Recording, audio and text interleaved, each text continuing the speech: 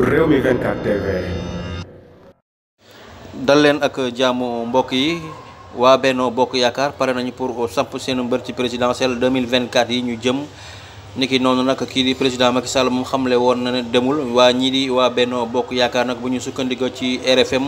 ñoom ñooñee ña ngay xam ne daal niki vendredi bi rek ñoom dinañu xam kan mooy doon seen candidat en 2024. kon daal mi ngoog ginnaaw ba ñu gisee rek ne Macky Sall bokkul ñoom waa Benno Bokk Yaakaar waa PE daal ña ngay xam ne ñoom Macky Sall rek moom mooy décider képp ko mu teg ci boppu parti bi rek ngir mu mën a dem ci présidentielle 2024 yooyu ñoom ñooñee pare nañ pour jàppale ko. ñu bari nag ci Sénégal yi nag li leen jaaxal mooy kan moo war a nekk candidat bii di waa Benno Bokk Yaakaar loole nag jaaxal nañu bari daal ndax fii ñu toll nii rek xamaguñ ko benn yoon waaye nag kii di Macky Sall daal ñoom ñooñu rek moom la ñu jiital ba tey ngir mu tànnal leen candidat ñoom pare nañu rek pour ku mu leen tànnal rek ñu jàppale ko ngir mu doon président Sénégal 2024 vendredi bii ñu jëm rek daal kon ñoom ñooñu di waa Benno di waa APR dinañu tànn seen candidat.